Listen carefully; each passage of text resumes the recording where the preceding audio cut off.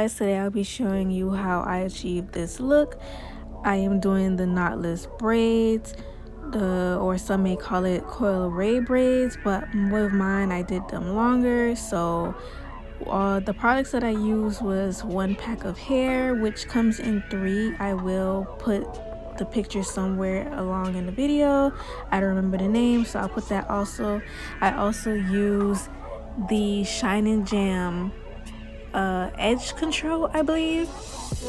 And throughout the video you're gonna notice that I did not lather the product all throughout my hair because I did not have a lot of product.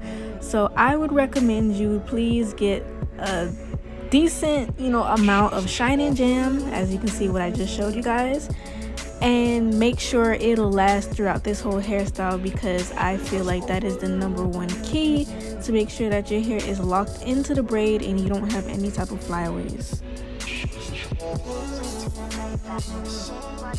The most important part of this hairstyle is to make sure that you put enough Shine and Jam on the base of your hair. As you see what I'm doing right here right now, I'm trying to put like a very generous amount on the areas around the box. That's making sure that, like I said, you have no flyaways. You don't want a frizzy look going on. And also, I did not mention that in this hairstyle you have to use rubber bands in order to achieve that curl look at the ends.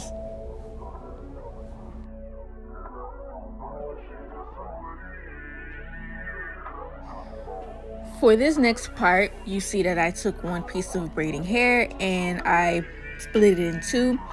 Whatever sizing that you want to put in for your hair depends on the size of the braids. That's up to you. For this part, I go in and I braid my natural hair, or plait my natural hair with no braiding hair as of yet. And then I go in with the braiding hair. So you're gonna see that I place the braiding hair against, or like behind, my natural hair. And of course with braiding you have 3 strands, so I take the strands, the one to the far left and one to the far right, I match that up with the braiding hair, and you leave the strand that was in the middle, which is your natural hair without the braiding hair, and you just leave that alone. You just continue to braid like normal. So remember I said that you leave that strand in the middle alone with no braiding hair.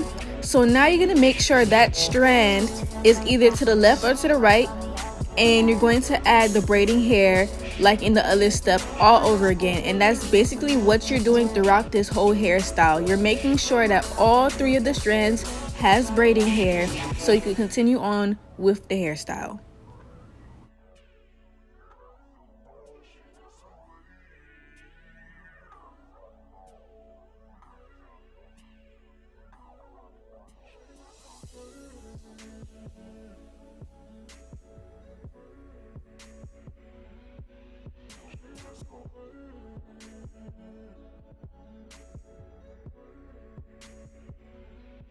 Then you're going to see me go in with a smaller piece of braiding hair, and the reason why I did that, because you want to stop at some point. I didn't want my hair to be, bulky towards the end of the braid, and you just don't want to have that look.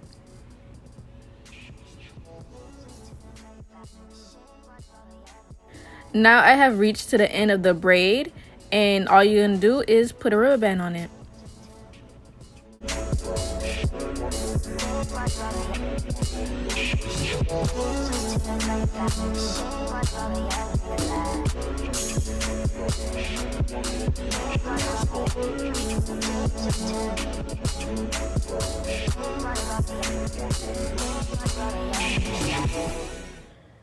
Here I'm showing you guys one more time how I do the braid. I start off with a normal plait, and then you go in with the braiding hair.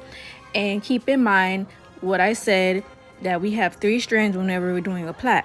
So one end with braiding hair and the other with braiding hair to keep the middle without the braiding hair, and then you braid like you're just doing a normal plait. And then as you get the middle strand onto either the left or the right side this time, that's when you go in with the braiding hair. You add it. You want to make sure all 3 strands of your natural hair has braiding hair.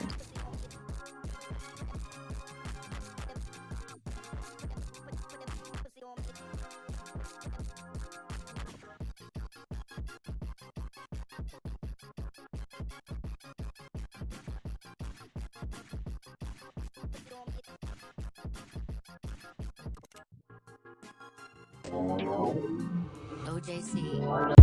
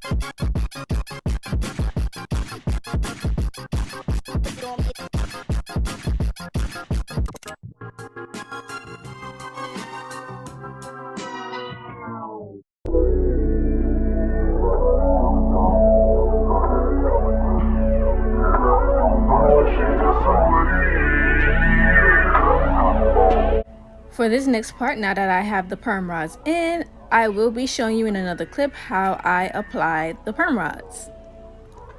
So all you're gonna do is you're gonna take the ends of the braiding hair and you're just gonna wrap around the perm rod, and you're gonna twist your wrist around the perm rod in like a circular motion, and that's really all you're gonna do.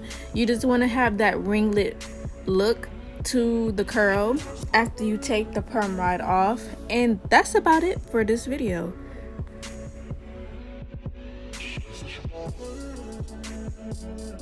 Just like that, y'all. Just like that. Hold on, y'all. Now I just freaking realized what my mom was talking about some my parts were crooked. Honestly, I don't care. I tell people this all the time. When I'm doing my hair by myself and I don't have no help, I really don't care what the back of my head look like. As long as I got the front of my face, front of my head looking okay, I really could care less what the back of my head look like, because no, like I don't care. I don't have eyes on the back of my head, and as you can see my little concoction that I had with my mirror set up, I still couldn't see jack, so yeah.